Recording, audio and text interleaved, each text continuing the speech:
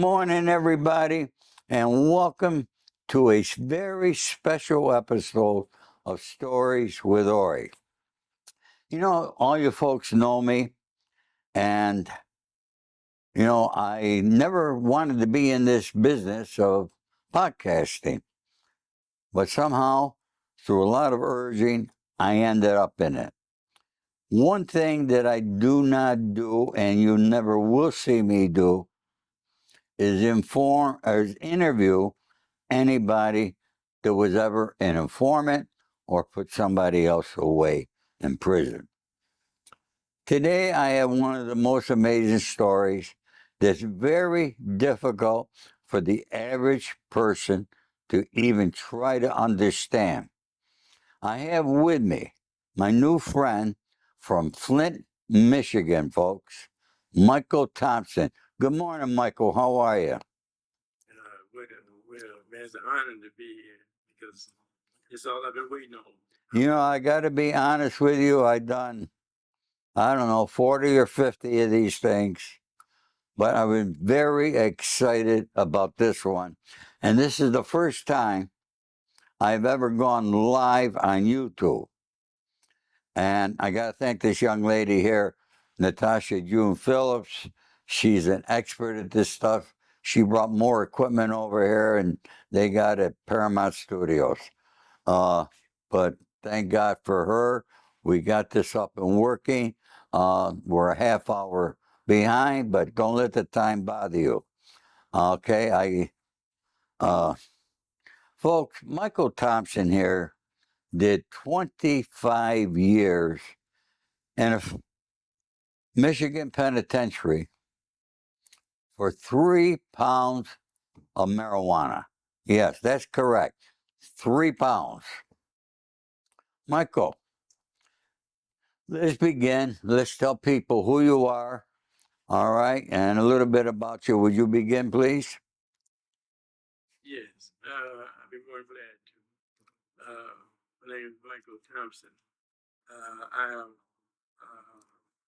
the longest serving person in prison for marijuana. Did 25 years. When I got out of prison, I formed this organization called the Michael Thompson Clemency Project that they deal with getting guys out that dealing with trap sentences, such as when I said trap sentence, I'm speaking about felony murder and a habitual offender, and also marijuana people. But marijuana people, it gonna take care of itself eventually because no way a person should be in prison for marijuana. But the thing is, we deal with trap sentence. When I said trap sentence, I'm speaking about stuff like a guy dealing with felony murder that didn't kill anybody, but because the people they went in there with did kill somebody, they had the intention to kill somebody, but the people I'm talking about, they didn't have a gun, they had no intentions of killing anyone. Then the other one is a habitual offender. That's what I was up under. You put me on the habitual offender, and the Habitual Offenders Act. That's if you commit a felony, and like in California, if you commit 3 felonies, the Three Strike Act. It's the Three Strike Act. The three strike act. See, people, places like Michigan have a tendency, what you call stacking the charges on you. And you can go in there with a marijuana charge, they try to find a gun, or they try to find this, find that, and they stack the charges on you. So my thing is, I formed a group called the Michael Thompson Clemency Project, and if it wasn't for people like myself, my organization, these guys are dying in prison. How many guys in prison are there for crimes of marijuana that we have in all our prisons today? I've been trying to get laws changed. I talk to people about it, about who they vote for to put in office. Marijuana is legal here in California. You could be walking down the street smoking it. You got no problems. You could do it any place. They got nightclub. You go in, smoke marijuana. You could buy it anywhere for medicinal use, for recreational use. But yet, our U.S. House of Representatives will not do anything to change the laws on marijuana. It's still classified on the federal guidelines up there with heroin, crystal meth, fentanyl, and all the other stuff. What is wrong with our U.S. House of Representatives, Michael? That they don't change this. All right? They'll take you now. You and I discussed this last night. And I don't like to talk politics, but politicians do stupid things, okay, for their own benefit. In 1991, Senator Joe Biden wrote the worst crime bill in history. Now, I did a lot of research in that there. When Bill Clinton signed that into law, number one, they had minimum mandatory sentencing guidelines for various crimes, of which I did a 5-year minimum mandatory sentence on a 924C gun charge, only to find out that after I did my 62 months in prison, 3 years later, the U.S. Supreme Court said that law is illegal and unconstitutional. And a lot of our laws that we have are illegal and unconstitutional. And they need to be changed. You said that Bill, not cutting you off, but I just want my people to understand, the listeners that's following me. You know what I'm saying? I want them to understand exactly what we're speaking about. Okay, now, you speaking about the Terrorist Act that Bill Clinton signed, and who who brought that bill to the table? Who was the one that brought the bill to the table? Is that Joe Biden. Joe Biden? Was that Joe? Okay. He wrote it. I didn't know that. Yeah, and if you Google it, you will see in that bill, that's when they changed the sentencing guidelines to 85%. Because before, if you got 10 years in prison, you did 2-3 years, you were out. Okay, no, they changed that to 85%. In that bill, they had billions of dollars for the states. If the states increased their sentencing guidelines to 85%, they got millions and millions of dollars from the federal government to build more prisons. And thus, we had private prisons, they exploded, more prisons were built, and today, the United States is 5% of the world's population, but yet we house 25% of the world's inmates. And if you look at the chart and you Google it, it's there someplace, folks, okay? When that bill went into effect, and you look at it, they got arrows. The blacks shot up, straight up, like a rocket ship, because it affected primarily the blacks of our country. It went up like you can't believe. The Spanish went up a little bit, the white just a little, okay? So, Michael, you're one of those guys. That happened to you under that law. Yes, I can speak about that. Matter of fact, I can speak about that. There's a lot of guys still in prison right now today under that same bill thing. A policy that Clinton signed. You know, the Terrorist Act, it didn't hurt the terror. It hurt people of color of this country. And that was mainly black, just like you said, it went straight up.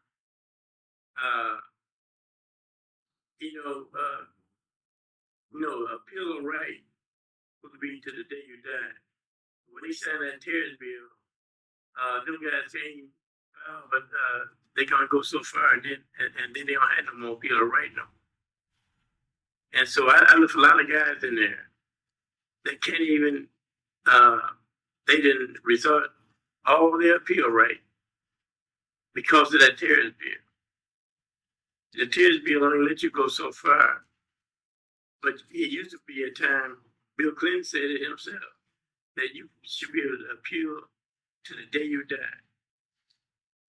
Appeal you trying to fight for your freedom to the day you die. Yeah. But there's guys stuck in there and they can't go nowhere. Only because of what they signed, that bill that they signed. I didn't know that Biden had anything to do with it. All I knew was Bill Clinton signed it. Joe Biden wrote it. He wrote it out. And my theory, you write it out. That's what you believe in. Those are your thoughts. That's how you live. He has not done one single thing to change it. But Donald Trump did not do one single thing. Why is it that whether you're red or you're blue, that they are afraid to change this law, to make it legal throughout the country? Just like you can go and go to your local bar and buy alcohol, okay? Or go to a grocery store and buy a bottle of wine. Why can't they do that?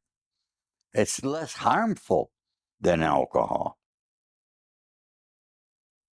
But yet, look at on your head and my head, we are dollar signs to the Bureau of Prisons and the state prisons.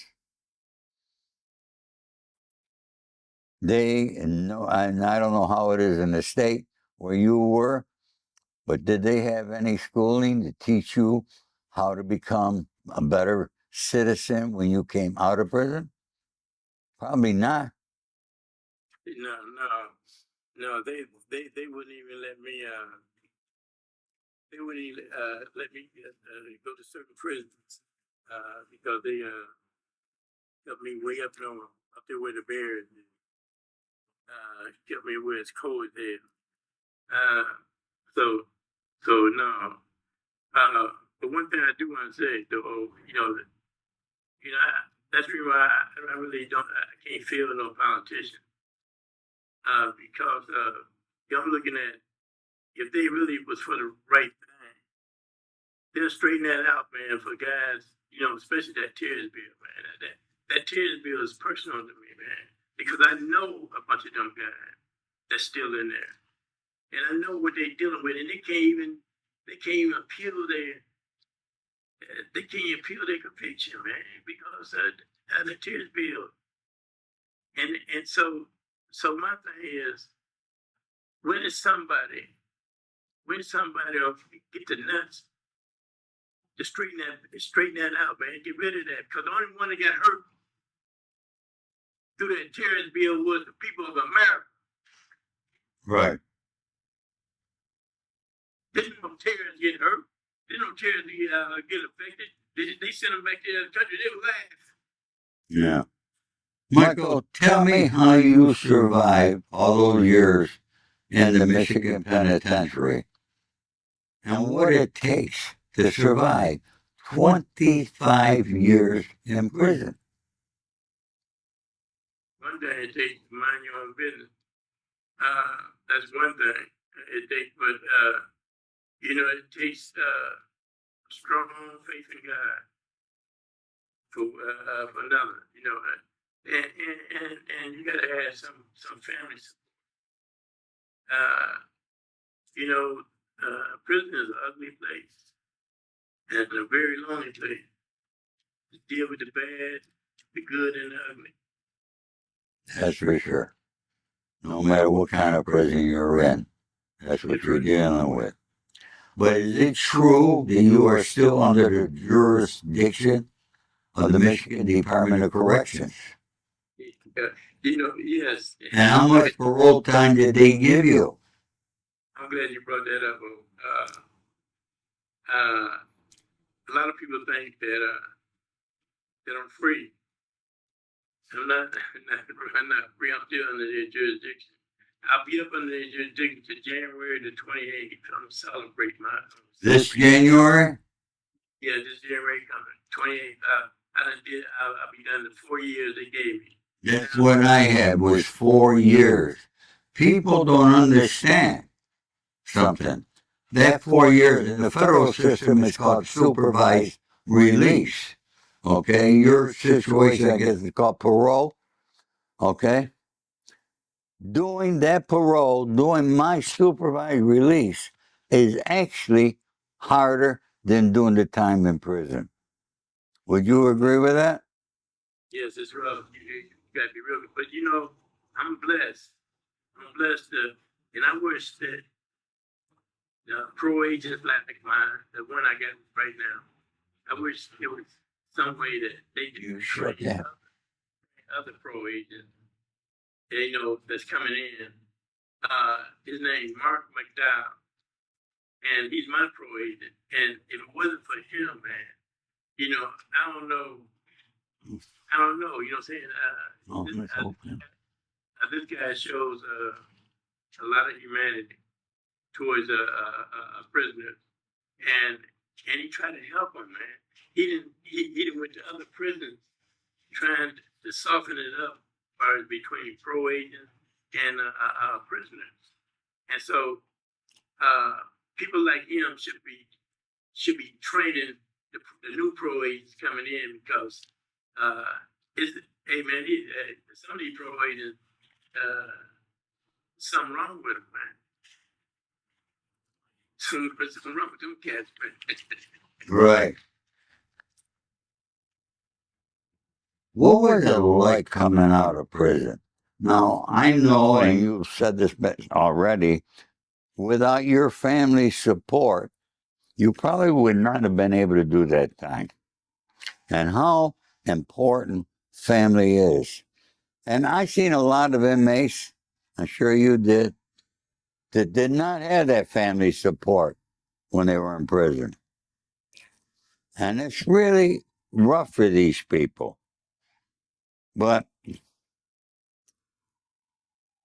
coming out 25 years later, it had to be, the world had changed.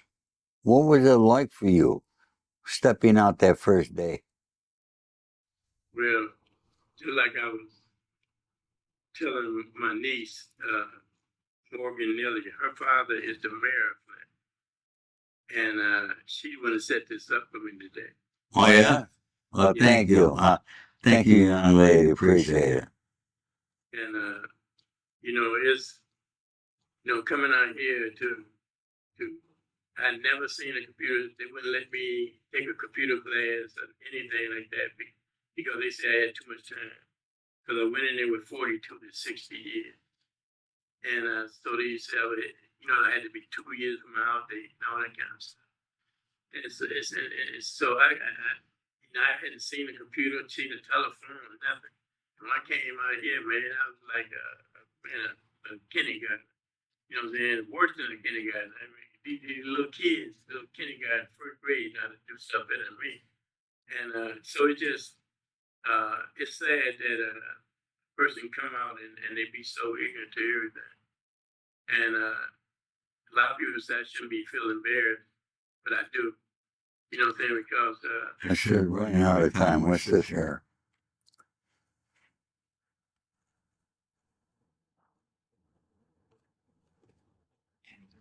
Okay.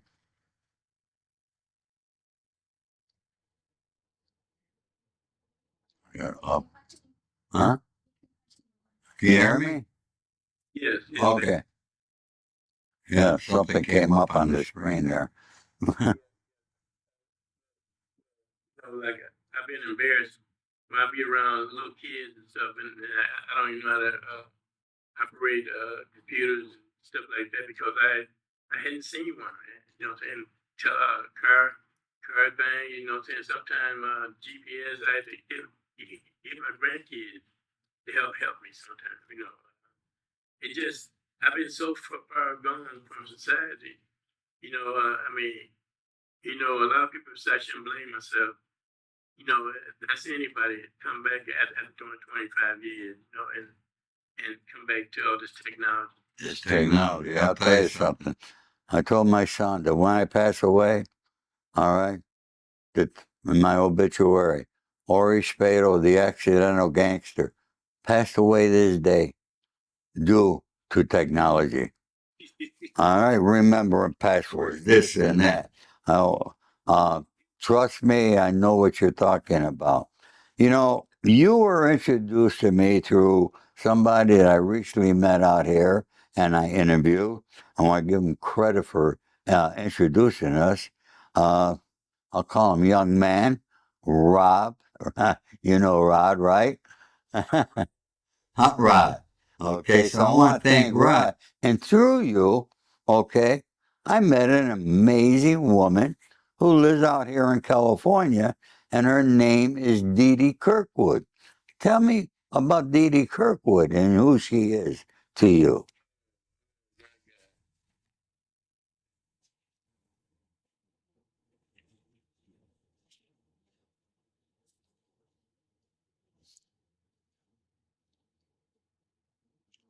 Take your time.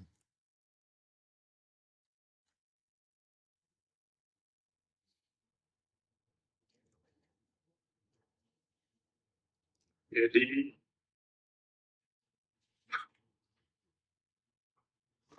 She's obviously a very important lady to you.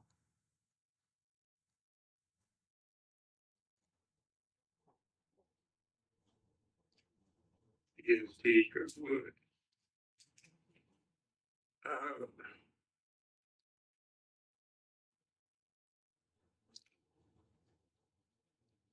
she's a very special person. She came in my life when my family had left. I didn't have nobody.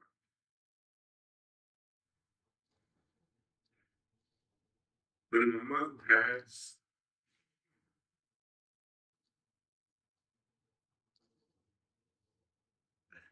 Did your mother pass after you got released? yes, and no, I was like the when she passed, but it's just that my family didn't do right after my mother passed, and one of my brothers told the pro people after she passed that, yeah, I can use her house to get out, but I can never live there. And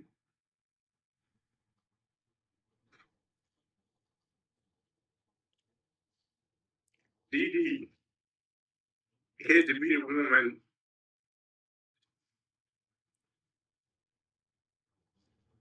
to tell me that, to tell me what my brother told the pro people. That was my knees got weak. I couldn't believe my brother said that. But that was after my mother passed. Dee Kirkwood is someone that sponsored when I did the George Floyd thing inside the prison. Dee Kirkwood sponsored that and made sure I put it off inside the prison. Nowhere in America, inside the prison, they did a tribute to George Floyd the way I did. And I did a tribute to George Floyd. And all I asked the guys to go back to their cell understand how long it took that police to kill him. Still be yourself in silence. And we cooked a bunch of food and gave them pops.